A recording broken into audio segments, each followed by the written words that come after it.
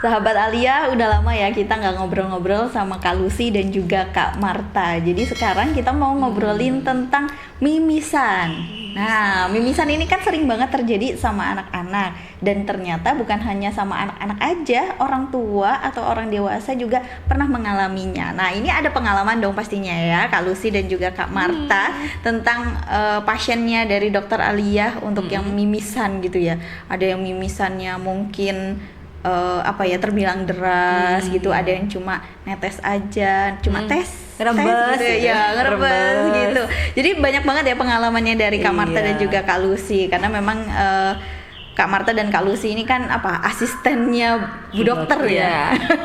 Tentang THT kayak kemarin kita ngobrolin ada sesuatu yang masuk ke hidung gitu. Itu seru banget loh. Nambah pengalaman, nambah pengetahuan, nambah ilmu juga gitu. Jadi sharing pengalaman kalau di sini ya, sharing pengalamannya dari kakak-kakak nih.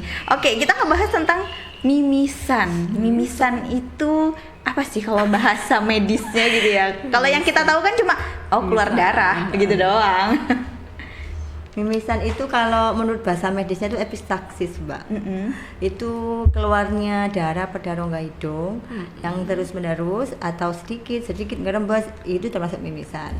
Oh gitu ya. Itu sebenarnya ada jenis-jenisnya kah atau ada tipe-tipenya gitu kalau mimisan? Kalau jenisnya apa ya? Biasanya kalau sama anak-anak sih lebih biasanya mimisannya pada daerah hidung aja nih. Cuma tetap sih biasanya sama Bu Dokter tetap dicek juga dari tenggorokan. Karena soalnya biasanya pada pasien dewasa atau orang tua biasanya kan dia pasti ada faktor dari tekanan darah juga kan, dia biasanya bisa ngalir lewat tenggorokannya juga gitu Mbak. Gitu. Jadi mimisan bukan cuma dari hidung, bisa maksudnya dari bawah sini daerah pernapasan atas gini ya, gitu bisa. Kok kayak agak serem ya kalau misalkan yang di belakang, karena kan kita nggak tahu, maksudnya cuma mungkin kerasa aja, apa sih gitu ya. Kayak Mbak Kiki itu kalau misalnya kedelep atau apa ya biasanya itu kan masuk lewat hidung tuh pasti kan kerasa kan, karena memang kerasa di tenggorok pasti. Ya THT gitu kan ya. Satu saluran hidung, tenggorokan pasti kan mereka ada salurannya itu. Iya, satu saluran.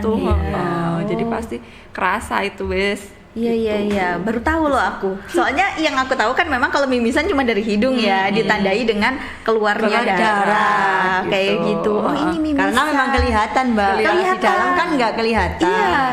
Itu jadi gimana ya perasaan pasien? Nggak tahu ya, nggak pernah tanya soalnya kita.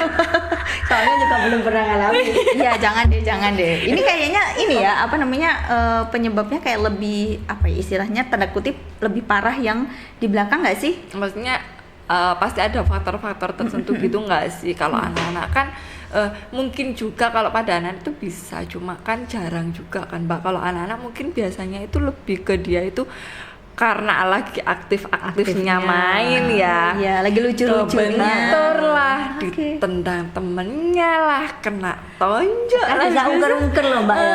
Ungker-ungker, ngupil gitu ya. Ngupil tuh bisa bikin mimisan. Bisa.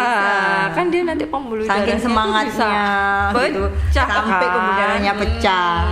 Kalau anak-anak biasanya gitu sih, karena mereka lagi aktif-aktifnya. Ada yang ditonjok temennya, ada yang kebentur sepeda lah, kena sepeda jatuh atau ini ketatap meja bisa.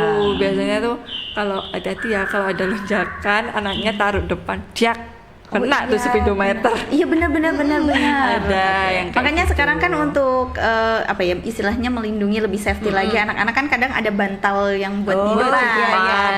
Itu membuat si anak kan di setirnya itu. Jadi itu pengaman. Iya, pas ada lonjakan gitu ya. Jadi agak empuk lah, nggak langsung jedak gitu. Berarti kalau rata-rata kalau mimisan pada anak itu dari faktor luar ya. Maksudnya ya tadi karena trauma gitu, benturan. Bisa juga sih Mbak karena dilihat juga dari seringnya atau gejalanya ya, bisa juga dia karena mungkin ada dari kayak faktor genetik atau ada kelainan darah gitu juga bisa. Cuma mungkin harus dideteksi atau ditunjang dengan hasil lab. laboratorium. Jadi ada pengambilan darah, dicekkan beberapa jenis gitu ya, beberapa jenis pemeriksaan itu nanti baru ketahuan apa ada kelainan darah dari hasil labnya kayak gitu sih kalau anak-anak. Cuma lebih seringnya biasanya karena trauma sih. Karena gitu. trauma, karena dari luar, faktor dari luar. Jarinya juga kan dari luar ya, ngurek-ngurek yang tadi katanya Kak Lucy juga. Saking semangatnya, kayak penasaran ini tuh apa sih gitu ya mungkin. Kan kalau nggak kena itu kan sampai diterus-terusin, dinikmatin, diputer-puterin sampai nyuwil gitu ya Mbak ya. Pas ibunya panjang juga kan, akhirnya keluar darah panik dah tuh ibunya. Ini kenapa katanya habis ngupil? Iya. Iya benar banget. Gitu. Kalau misalkan mimisan ini tadi beberapa faktor sudah disebutkan ya untuk yang anak-anak. Kalau untuk yang dewasa, yang tadi udah diceritain kalau ngalirnya itu lewat belakang hidung. Tenggorokan gitu ya bisa lah gitu.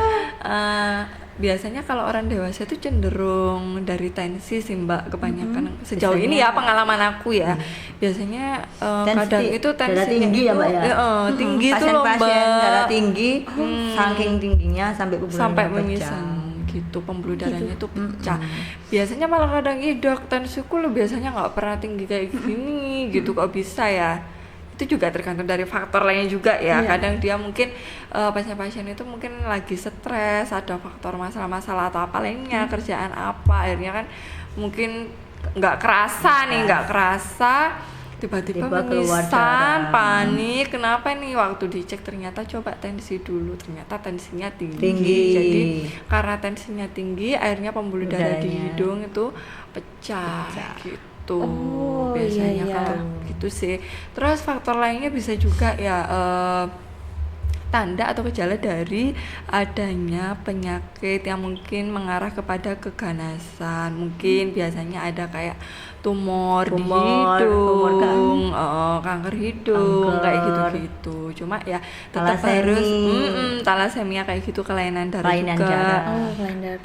Tapi tetap juga kalau kayak yang cenderung ke penyakit-penyakit yang ganas kayak gitu kan tetap harus ada pemeriksaan penunjang sama diperiksa oleh dokter juga kan Mbak gitu. Jadi aku mimisan nih, kenapa nih? Jangan-jangan tumor yang enggak gitu juga kan harus diperiksa dulu juga. Ada ronsennya, ada labnya, ada ronsennya. Mungkin kalau cuma sekali-sekali aja yang nggak mungkin ke arah yang membahaya, yang berbahaya seperti atau itu ya. Kadang ada anak-anak yang panasnya terlalu tinggi, misal lebih dari 38, di atas 38, itu tiba-tiba juga mimisan. Kayak itu tuh. Soalnya pernah anak saya Mbak Naura itu ya. Dulu waktu kecil badannya panas sekali sampai keluar darah di hidungnya, panik lah saya. Enggak kayak itu kan gejalanya demam berdarah juga kan ada yang kayak gitu kalau dia udah karena terlalu panas itu kan. Karena demamnya terlalu panas itu juga kan. Sampai mimisan mimisan bisa juga. Oh, kalau itu kan berarti memang dari dalam ya, dari mungkin apa sih bahasa medisnya, pokoknya dari dalam tubuh dari gitu dalam ya. Maklum bukan lulusan perawat Mbak Gigi pernah enggak? Anaknya Mbak Gigi pernah mimisan enggak? Sejauh ini kayaknya nggak pernah. Alhamdulillah. Iya, saya dulu pas masih kecil pernah. Itu gara-gara panas-panasan. Yang panas main gitu dah, main panas-panasan, diterik matahari di lapangan gitu, terus mimisan, terus akhirnya pulang kayak kepala teng-tengan gitu loh. Nah, itu sebenarnya itu tuh beneran karena panas-panasan atau karena apa sih?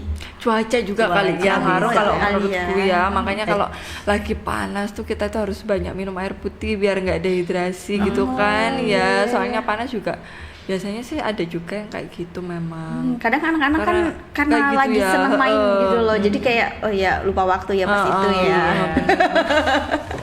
Alhamdulillah anak saya sih nggak pernah mimisan gitu. Tapi ya saya dulu pas masih kecil pernah gitu. Ya? Pernah dan itu maksudnya agak banyak.